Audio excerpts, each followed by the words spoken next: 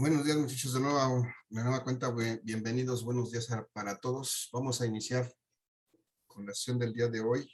Vamos a continuar revisando la suma de vectores. El día de hoy vamos a terminar con este método, que es el que vamos a incluir, hasta lo que veamos hoy, va a incluir en el examen del próximo viernes, en esta misma hora y en este mismo canal.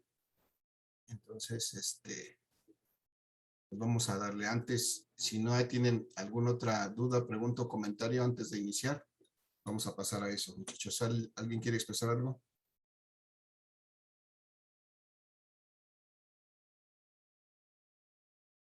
Bien, tomaré eso como un no. Vamos a empezar entonces a trabajar, muchachos. Voy a compartir mi presentación. Vamos a ver, vamos a revisar rápidamente lo que vimos el día de ayer.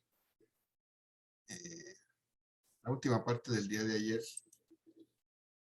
Y con eso retomaremos nuestro tema del día de hoy.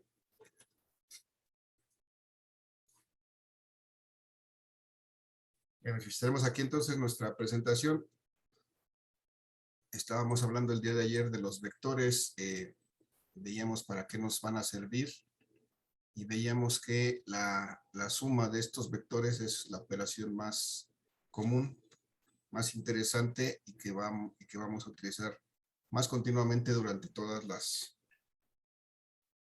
el resto de las físicas, muchachos. Por eso es importante que este tema nos quede claro, porque es la base para que en los siguientes cursos de física pues tengan menos problemas. Si ustedes aprenden ahorita bien esta suma de vectores, seguramente tendrán menos problema en las siguientes físicas a la hora de estudiarlas. Bien, muchachos, y entonces vamos a recordar rápidamente que el día de ayer veíamos que había estos métodos de suma de vectores. Ya no voy a detener mucho en ellos. Son métodos gráficos. Ustedes ya los tienen descritos ahí en el apunte. Les pido que esos apuntes pues los pasen a su cuaderno y los tengan a la mano. Y si hubiera alguna duda también pueden hacer preguntas al respecto, pero nos vamos a centrar entonces en los métodos analíticos en particular el método de componentes rectangulares. La próxima semana ya veremos tal vez otro método, pero para evaluar en este parcial vamos a revisar el método de las componentes rectangulares, que decíamos es el método más común y más útil, porque es el que nos permite sumar 3, 4, 5 vectores al mismo tiempo con el mismo procedimiento. Y entonces ayer lo que veíamos era, por principio de cuentas, cómo podemos y cómo vamos a hacer para nombrar cada uno de nuestros vectores, cómo los podemos expresar en función de su magnitud y su dirección en esta notación que se denomina polar. Y entonces pues hicimos el ejercicio con estos 5 vectores diferentes y veíamos cómo para cada caso, dependiendo de la magnitud que estemos representando, de la cantidad física que estemos representando, pues podemos llamarle a ese vector. Ese nombre del vector nos va a dar prácticamente de qué tipo de cantidad física estamos expresando, y vimos cómo podíamos expresar estos vectores así en función de esa magnitud y esa dirección, y esa notación le denominamos la notación polar, porque tiene que ver con el eje polar, que es el eje de las X, y con el ángulo polar, que es el ángulo que forma ese eje de las X con el vector que estamos nombrando, que le estamos dando esa notación. Muchachos, hasta aquí nos quedamos el día de ayer. El día de hoy vamos a continuar con la determinación de las componentes rectangulares de un vector. Esto es lo que nos interesa el día de hoy. Muchachos, tenemos aquí este vector B, simplemente porque es un vector, está nombrado como B, de vector. Pero lo que nos interesa el día de hoy es saber que este vector que tiene si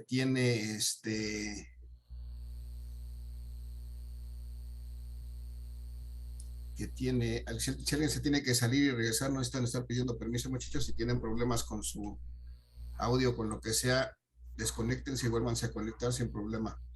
solamente que no me dé cuenta que se vuelvan a conectar, pues entonces a lo mejor tardaré un poco en recibirlos, pero no hay problema. Bien, entonces decía, vamos a ver el día de hoy que cuando yo tengo un vector cualquiera, como este que está en azul fuerte, eh, yo lo puedo representar y de hecho es una regla que yo tengo que representar mis vectores a partir de un sistema de un sistema cartesiano, un plano cartesiano formado por estos dos ejes X y Y. Y siempre voy a dibujar mis vectores a partir del origen, de tal suerte que cuando yo trazo este vector B y si yo proyecto este vector B hacia los ejes X y Y, es decir, si me voy a su extremo, a su fin, y lo proyecto hacia el eje X, trazo una línea perpendicular al eje X, o una línea que vaya y corte directamente al eje X, lo que voy a hacer cuando hago esto es encontrar un vector que está sobre el eje X y que se llama la componente de este vector en el eje X. Por eso este vector se llama igual que el vector, pero tiene este subíndice X, indicándome que este está en la dirección X. Si yo hiciera lo mismo y proyectara este vector hacia el eje Y, entonces lo que voy a encontrar va a ser aquí nuevamente un vector también que está alineado con el eje Y y que se llama la componente en Y de este vector. Por eso tiene el mismo nombre que el vector, que es la V, y esta Y, esta Y, significa que está en la dirección del eje Y. Entonces, estos dos vectores, este que está sobre el eje X y este que está sobre el eje Y, estos dos se llaman las componentes rectangulares de este vector. Normalmente o muy comúnmente solamente los vamos a ir nomás como las componentes, pero son las componentes rectangulares. Y entonces es de interés determinar estas componentes rectangulares de cualquier vector, porque es algo que nos va a facilitar su suma, las componentes rectangulares. Entonces, pues lo que tenemos que hacer ahora es precisamente ver cómo vamos a determinar esas componentes rectangulares. Pero bueno, para eso vamos a redibujar estos vectores de afuera de este sistema cartesiano y con un procedimiento que es el que marca ahí el método del triángulo de suma de vectores. Si trazamos nuestro primer vector, que es este vector, la componente en X de mi vector, y luego donde termina trazamos la componente en Y del mismo vector. Entonces, si nosotros trazamos del origen de la primera componente, que es la componente en X, de aquí al final de la segunda componente, que es la componente en Y, si trazamos un vector, ese vector va a ser precisamente pues el que dio origen a estas componentes o el que conforman estas componentes. ¿Qué quiero decir con esto, muchachos? Que este vector, pues estos dos vectores, que son las componentes en X y Y, forman parte de este vector, hacen el mismo efecto que este vector, tienen el mismo efecto que este vector V. Entonces, si lo dijéramos, no sé, si lo quisiéramos comparar con algo más tangible, es lo mismo que yo camine algunos metros en la dirección del eje X, digamos, en dirección ahí si esto lo comparáramos con los ejes cartesianos, con los ejes, me olvidó con los, ya se me olvidó cómo se llaman. Bueno, este sería el este sería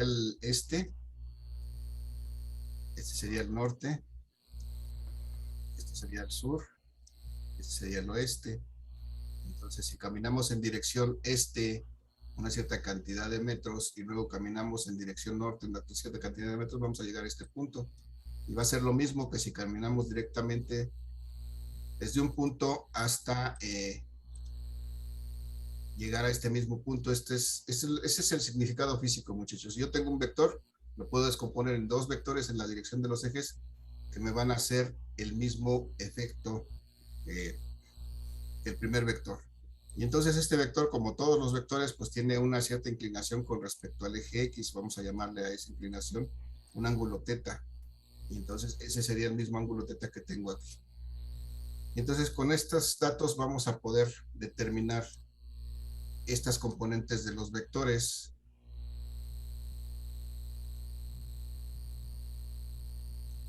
Entonces, muchachos, aquí, ¿se acuerdan, muchachos, de su clase de trigonometría, de las funciones trigonométricas? ¿Se acuerdan cuáles son esas funciones?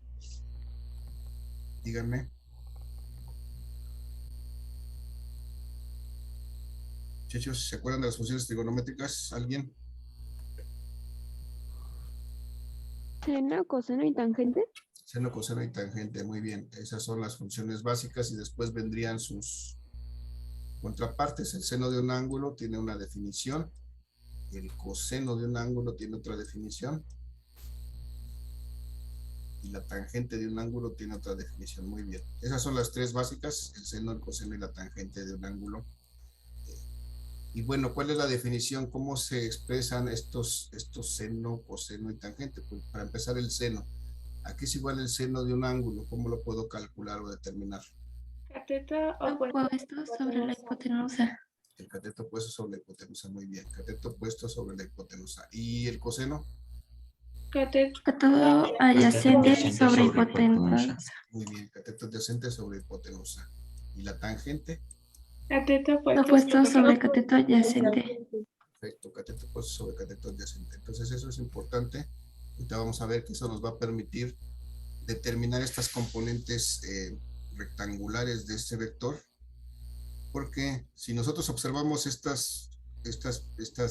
dibujo que hicimos de los vectores o de las componentes en X y Y de este vector, y podemos comparar, vemos que formamos un triángulo, precisamente un triángulo rectángulo, y entonces estas funciones trigonométricas pues se aplican directamente a la solución de este triángulo rectángulo.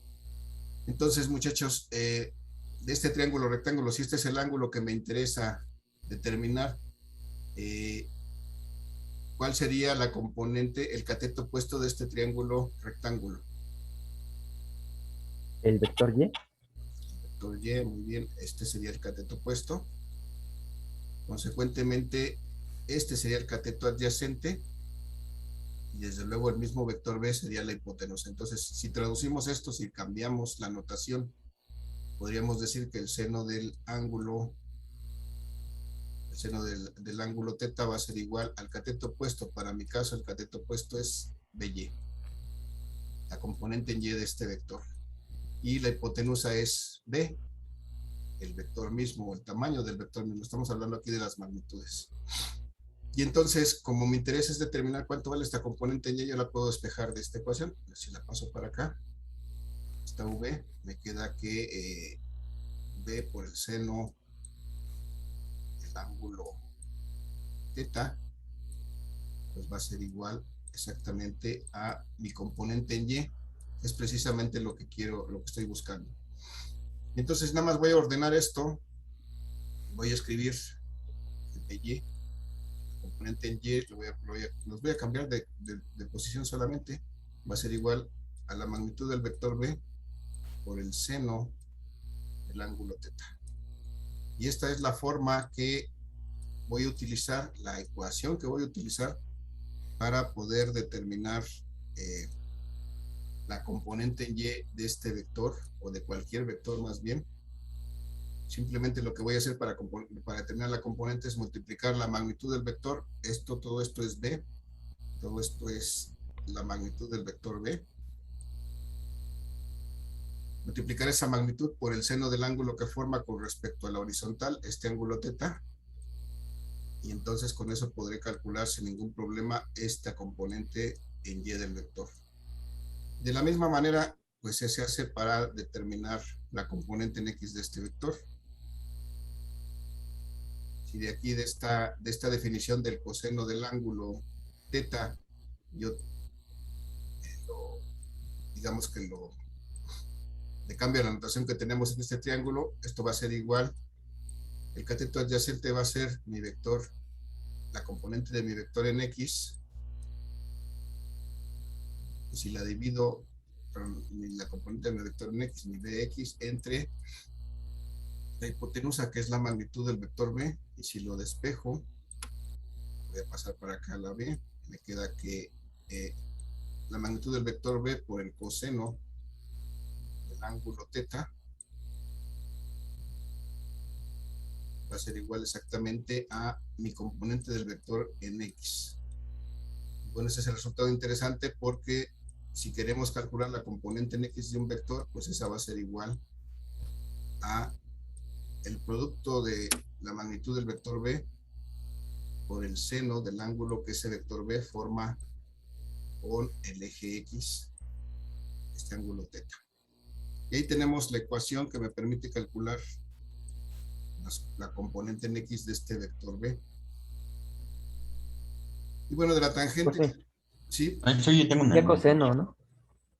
coseno, sí, perdón. Gracias por la observación. Se me fueron las cabras ahí. Ocúrreme muy frecuentemente, gracias por la observación. Ahí. Pídenme las manos, porque digo una cosa y escribo otra. Bien, entonces si multiplico la magnitud del vector B por el coseno del ángulo, entonces obtengo esta componente en X de cualquier vector. Y bueno, es así de fácil y así de sencillo es como voy a poder obtener la magnitud de estas componentes X y Y de un vector. Y eso me va a permitir, vamos a ver más adelante, pues simplificar el proceso de la suma de vectores. Por acá tenemos todavía la tangente. Esta la vamos a usar de hecho mucho para poder determinar este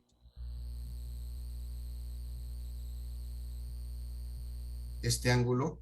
Vamos ahorita a ponerlo en función de la notación que nosotros tenemos. La tangente va a ser el cateto opuesto, que es la componente en Y de mi vector, y el cateto adyacente, que es la componente en X de mi vector. Entonces yo hago la división de estos dos valores, la componente Y y la componente de X, se encuentra la tangente de este ángulo. Pero frecuentemente, muchachos, no me va a interesar encontrar la tangente de este ángulo, sino más bien el ángulo.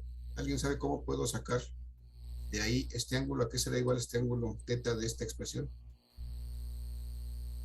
¿Cómo hago para quitar este ángulo, quitarle la tangente y convertirlo en ángulo?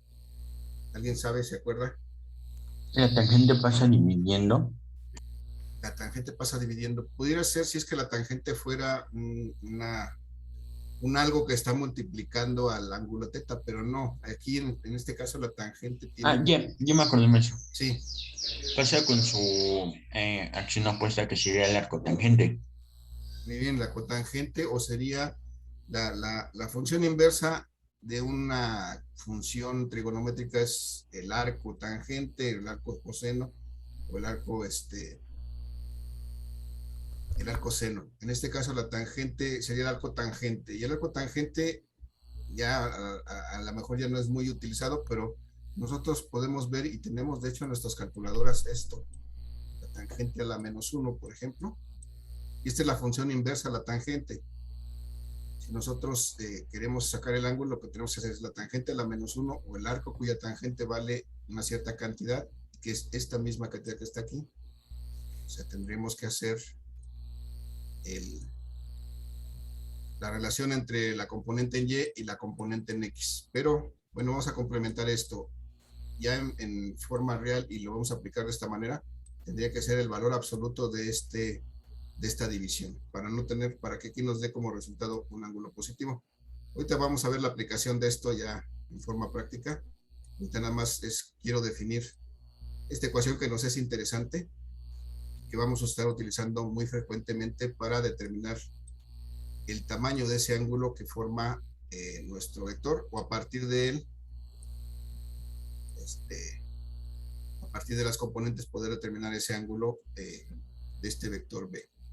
Muchachos, entonces ahí tengo las tres ecuaciones que vamos a estar utilizando para determinar, por ejemplo, estas componentes del vector. Muchachos, hasta aquí díganme alguna duda, alguna pregunta, algún comentario. No, maestro. ¿No? Bien, vamos a hacer aquí rápidamente un ejercicio con sobre esta misma imagen. Vamos a suponer que este vector B tiene una magnitud. Por ejemplo, vamos a suponer que sea un desplazamiento, lo que sea, un desplazamiento, por ejemplo, de 5 metros.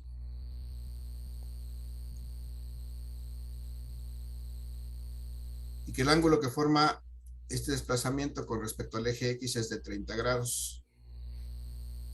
Entonces, muchachos, ¿cómo expreso este vector B en forma polar? ¿A qué será igual? Ya lo estuvimos viendo ayer.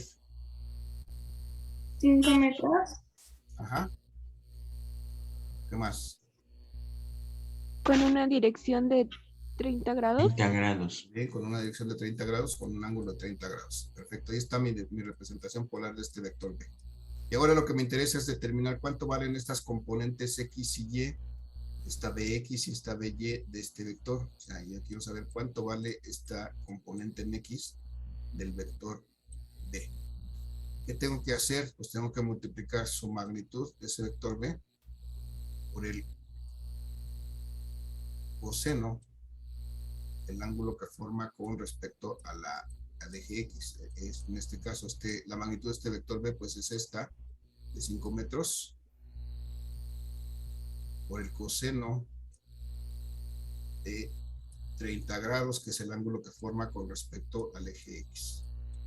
Y si alguien me dice cuánto es el coseno de 30 grados.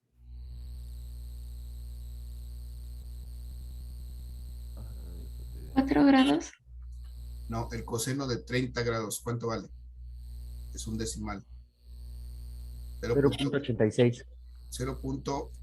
Vamos a poner aquí importante, muchachos, cuando hagamos esto, vamos a considerar al menos 3 decimales, 0.866. Si nosotros truncamos este valor, que sea a 3 decimales, y si no, pues lo usamos con todos los que nos dé así en la calculadora. Pero cuando lo expresemos o cuando lo vayamos a truncar este número, que sea así a 3 decimales. 0.866 por 5, muchachos, ¿cuánto me da? 4.33. 4.83, muy bien, gracias. No, 33. 33, ok, gracias. 4.33, luego son metros, porque es este desplazamiento que está en X son 4.33 metros. Bueno, lo voy a escribir aquí. Bx, la componente en X de este vector es de 4.33 metros. Ya está, ya encontramos su componente en X. Ahora vamos a hacer lo mismo, vamos a calcular su componente en Y, muchachos. Díganme a qué es igual la componente en Y de este vector B. 5 metros por el seno de 30 grados. Muy bien, antes de eso es la magnitud del vector B por el seno de 30 grados. Muy bien. Ya me diste la sustitución, está bien. 5 metros por el seno de 30, ¿no me dijiste? Sí. Ok, 5 metros por el seno de 30 grados. Y ahora vamos a ver que el seno de 30 grados, ¿cuánto vale? 0.5. 0.5. 0.5, y si multiplicamos 0.5 por 5, esto me va a dar 2.5, ¿no? Sí. 2.5 metros. Entonces, pues ya encontramos prácticamente la componente en Y de este vector B de 5 metros a 30 grados, es 2.5 metros. ¿Qué me dice, muchachos? ¿Cómo puedo interpretar este resultado? Bx 4.33 metros, By 2.5 metros. Bueno, lo puedo interpretar de esta manera. Si yo tengo un desplazamiento de 5 metros en una dirección de 30 grados, pues las componentes son estas. En X son 4.33 metros. ¿Qué quiere decir? Que si yo me desplazara 5 metros en esta dirección de 30 grados, llegaría a este punto. Pero si me desplazara también en primera instancia 4.33 metros en dirección del eje X, llegaría a este punto. Y si luego cambiara de dirección en dirección al eje Y y me desplazara 2.5 metros, entonces también llegaría a este mismo punto donde llega el vector original Bx. Es decir, este vector B y sus componentes, sus dos componentes tienen la misma el mismo efecto. Los dos me van a llevar al mismo punto, al mismo punto que estoy tachando aquí, que estoy resaltando aquí. Entonces, ese es el, digamos, el significado físico de estas componentes. Estas dos componentes tienen el mismo efecto que el vector mismo, y por eso podemos descomponer un vector en sus componentes que van a darme el mismo resultado, que lo van a representar. ¿Dudas, muchachos? ¿Preguntas? ¿Comentarios? No, profe. No. Si alguien tiene sueño puede retirarse a dormir, no hay problema aquí. No es necesario que nos vengan a compartir su flojera. Nadie está obligado a estar en esta sesión, muchachos. Sobre todo mantengan si van a hacer sus expresiones, por favor mantengan sus micrófonos apagados.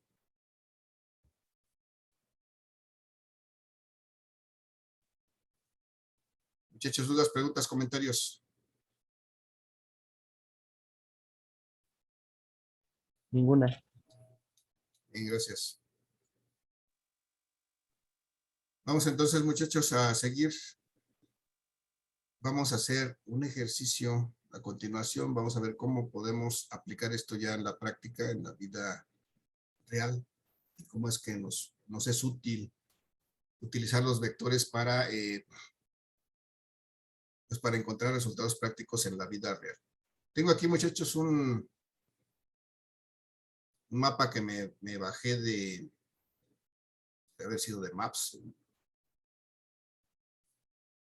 Y bueno, representé en él un recorrido que hice en algún momento desde la plaza del Zócalo, que creo que todos conocemos, nuestra plaza de máxima, donde está el Palacio Nacional, nuestra plaza principal aquí en México. Muchachos, hagan lo que tengan que hacer, sálganse y vuelvan a entrar, no me estén avisando, no me estén distrayendo. Cuando vuelvan a entrar, los vuelvo a recibir sin ningún problema, gracias. Entonces, estando yo en el Zócalo, se me ocurre desplazarme de alguna manera hasta la Plaza de Santo Domingo. No sé si alguien de ustedes, muchachos, sé que son muy jóvenes, pero tal vez hayan tenido la oportunidad de escuchar de la Plaza de Santo Domingo en el centro de la ciudad. Es una plaza muy famosa porque pues hay algunos trabajos que realizan ahí que son de fama internacional incluso. Muchachos, ¿alguien ha oído hablar de la Plaza de Santo Domingo? ¿Sabe qué hay ahí? Yo no. ¿No? Yo no, maestro. No, no, profe. Bueno, No, pues, no. algún día van a escuchar por ahí alguna leyenda urbana, en el sentido que en la Plaza de Santo Domingo es donde están las universidades express, porque tú puedes acudir a la Plaza de Santo Domingo. Hay muchos negocios de impresión y de serigrafía, y puedes salir titulado de la Plaza de Santo Domingo. Desde luego, si llevas el dinero suficiente, puedes salir con tu título de licenciatura o de media superior, digo, o de técnico, como quieras, depende qué es lo que necesites, pues puedes salir en algunos minutos con un título en mano. Desde luego que no es que no es de a de veras, pero que te puede sacar de un apuro. Entonces, bueno, algún día van a escuchar esas leyendas que existen por ahí.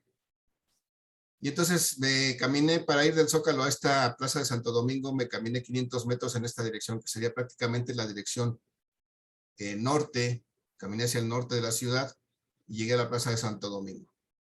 Pero después de que hice lo propio en la Plaza de Santo Domingo, que no me acuerdo qué fue que hice, se me ocurrió que tenía ya hambre y me fui a desayunar. Me trasladé nuevamente por estas calles del centro hasta un lugar también muy conocido, al menos yo supongo que sí lo han escuchado nombrar, se llama la Plaza Garibaldi, que es ahí muy famosa porque pues por las noches están los mariachis y puedes ir a escuchar los mariachis y a lo mejor tomarte una copa bueno, los que pueden tomar, que ustedes son muy jóvenes, pero los que pueden tomar, pues pueden tomarse una copa y escuchar el mariachi. Y bueno, también hay por ahí cerca un mercadito que sigo sin acordarme su nombre, en donde venden comida muy rica, y bueno, pues ahí me fui a desayunar. Pero para hacer eso, pues me trasladé desde la Plaza de Santo Domingo hasta la Plaza de Garibaldi, una distancia de 600 metros en esta dirección, así como está marcada la flecha, como está marcado en este vector. Y finalmente, muchachos, después de que hube desayunado, de que quedé satisfecho, pues tuve que desplazarme nuevamente ahora de la Plaza de Garibaldi por estas calles del centro de la ciudad hacia pues la parte central de esto que está aquí, que es la Alameda Central.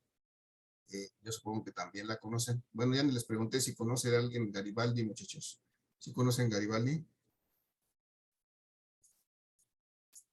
Muchachos, ¿alguien ha ido a la Plaza Garibaldi? No, yo no.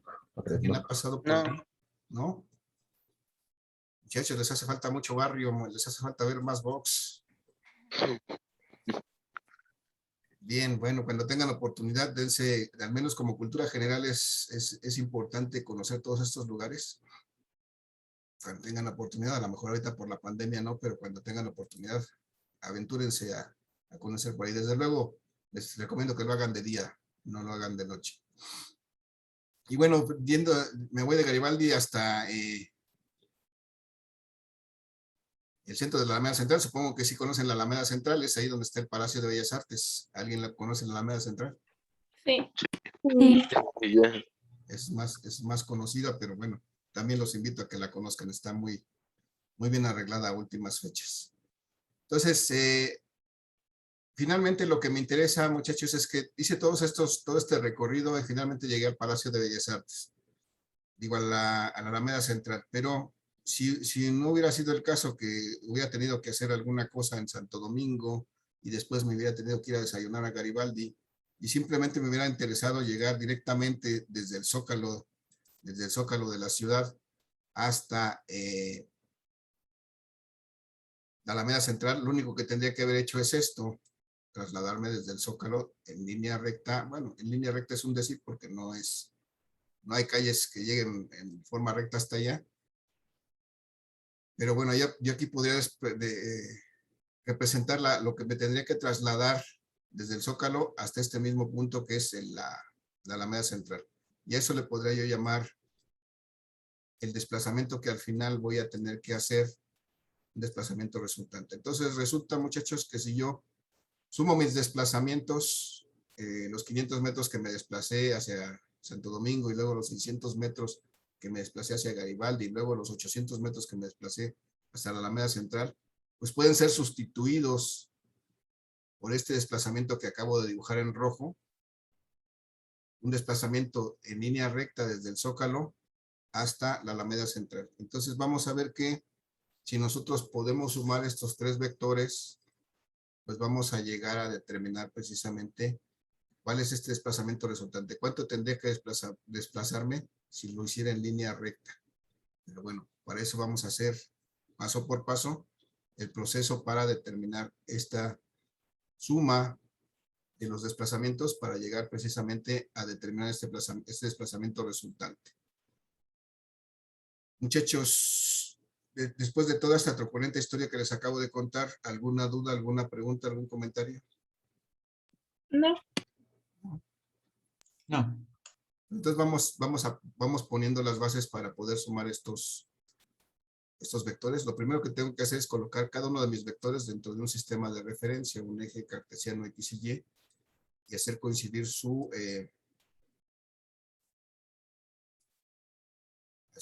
inicio con el origen de este sistema cartesiano, es decir, con el punto de cruce de los ejes X y Y. Y entonces lo primero que hacer, vamos a darle nombre a este primer desplazamiento. Yo me desplacé desde el Zócalo hasta la Plaza de Santo Domingo, hice mi primer desplazamiento ahí. ¿Cómo podríamos llamarle a este primer desplazamiento? A este vector que representa mi primer desplazamiento que hice del Zócalo a Santo Domingo. ¿Cómo le podríamos llamar? DE1. ¿Me dijiste D1? Ajá, DE1. DE1. Vamos a hacerlo más simple, vamos a decirle simplemente la D, desplazamiento está bien, y el 1 me parece muy correcto porque ese es el primer desplazamiento de varios que voy a hacer. Entonces, de esta manera podemos representar este desplazamiento 1, este primer desplazamiento del Zócalo a la Plaza de Santo Domingo. Y como es un vector, como es una cantidad que tiene magnitud, dirección y sentido, lo tengo que poner una rayita ahí arriba. ¿Y cómo lo puedo expresar en forma polar de lo que ya hemos estado viendo aquí? ¿A qué será igual este desplazamiento 1? Para empezar, tengo que regresar aquí a los ejes de referencia X y Y y preguntar cuál es el ángulo que existe desde el eje X, que está aquí, hasta la dirección de este desplazamiento. ¿Cuánto vale este ángulo? 90 grados. 90 grados. Muy bien. Y entonces, ¿cuánto vale este desplazamiento 1 que hice de 500 metros para llegar hasta la Plaza de Santo Domingo? ¿Cómo lo expreso en forma de vector? ¿Cuánto es igual este desplazamiento? 500 metros con una dirección de 90 grados. Muy bien, gracias, Raúl. 500 metros con una dirección de 90 grados. Muy bien. Ese es mi primer desplazamiento expresado en forma de vector. Es importante porque me va a permitir al rato sumarlo. Muchachos, se va a acabar la sesión, nos quedan algunos segundos. Les voy a pedir que en cuanto termine nos vamos a la pausa de los 2 minutos y regresamos para continuar con este ejercicio. Vamos a aprovechar los 30 segundos que nos quedan. Vamos a hacer lo mismo para un segundo desplazamiento desde la Plaza de Santo Domingo hasta la Plaza Garibaldi. Y ahora vamos a estimar cuál sería el ángulo que hubiera desde este eje X de referencia hasta donde está mi desplazamiento aquí. Ya se va a acabar la sesión, váyanle pensando. Nos vemos en 2 minutos y me dicen qué ángulo le ponemos ahí. Los espero, por favor. Gracias.